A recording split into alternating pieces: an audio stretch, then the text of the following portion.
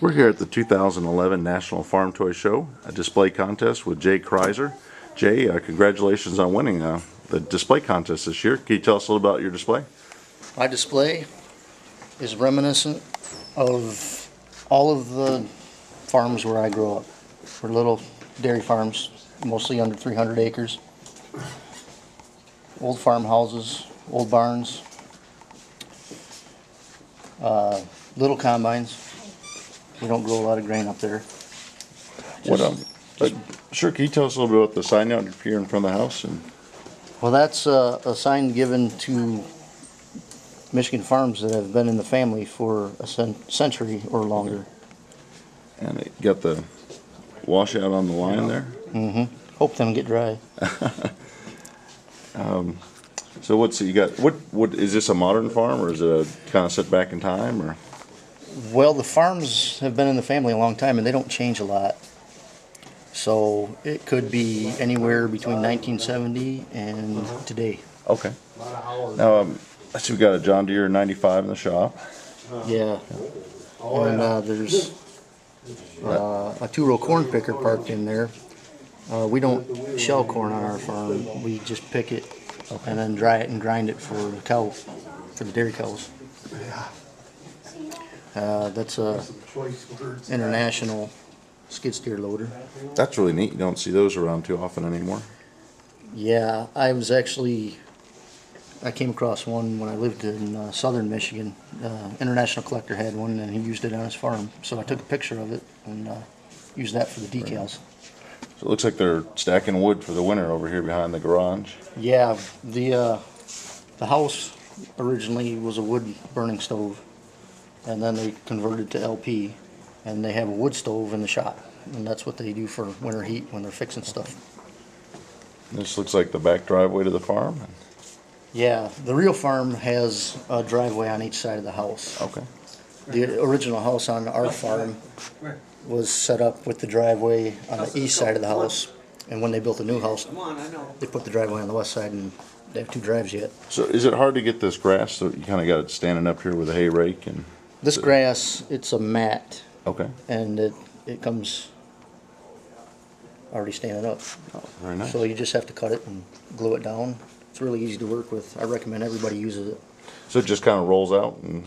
Exactly. Now this is kind of neat. Where you're, what are they blowing up here in the barn? Well, the hay was cut, and then where I live, storms rolling off Lake Michigan in the summertime, and we get a nice quarter-inch of rain every afternoon sometimes, which is hard when you have hay laying on the ground. So this hay got rained on too many times, and it finally dried out, and it was chopped, and they're blowing it in the barn for the bedding for the cattle. Okay. And it looks like you got is it a 504 over there on a mower? That is a 504. It started out as a 606, and I made it to look similar to a 504. It's a beautiful barn. I really like the weathering that you have on it, and It's been around a long time, and when the price of paint goes up, things just get neglected, such as painting the barn every year. sure. Now in the Quonset hut, I thought it was neat. You have a Massey Ferguson Baler. That was a scratch build item. It started out as a Maisto Baler, and I came across a picture on the internet of a baler for sale. I needed something different. Couldn't have a John Deere. It just had to be something different, and that Massey stuck right out to me. Sure.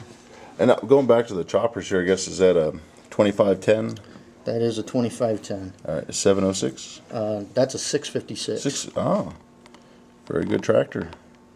We have, between my dad and his brothers, we have 6 of them around the house. Wow. I can't say that they all run, but... Great old Rex King Yep, wagon. that's a Rex chopper wagon. That's modeled after the wagons that my grandfather bought in the late 60s. Then we come to the back side of the equipment shed. I got a IH mower conditioner. They must have a good red dealer in town. Well, we did have a red dealer, and then that dealership closed, and unfortunately all the local dealerships closed, and the closest dealership is still the international dealer. Looks like the hay's starting to get the headlands cut at least. Well, that's as far as they got before the rains picked Sure. up. Now, I guess looking at the back side of the barn, you got a Martin silo. Yeah, that's a stainless steel Martin silo. We have one on our real farm, and the neighbors have some. And I was told that not a lot of people have seen those, but I have some literature. Now, what's on the back side of the barn here, the lower roofing area?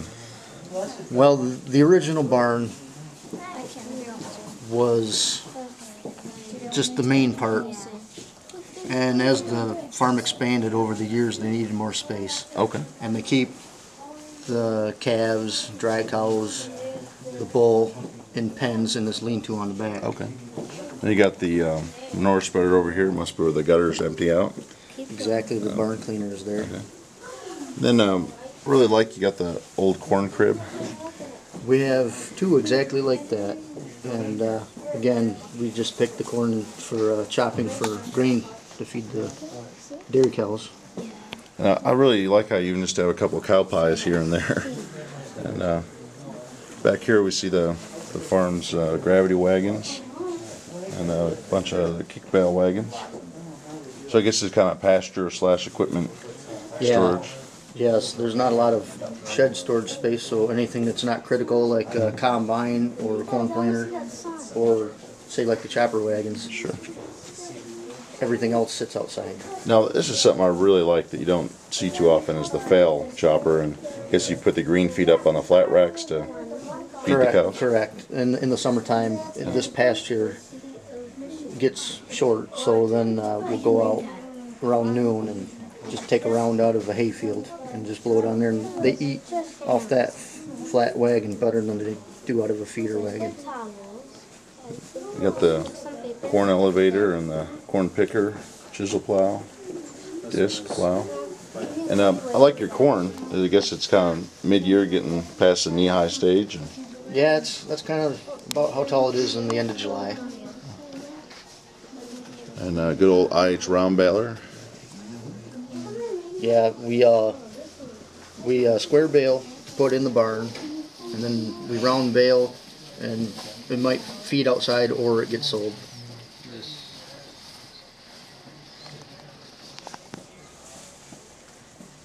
One time I seen a I train. like all the electrical lines that you put up connecting everything, and it's definitely worthy of the top prize for the national. You did an excellent job.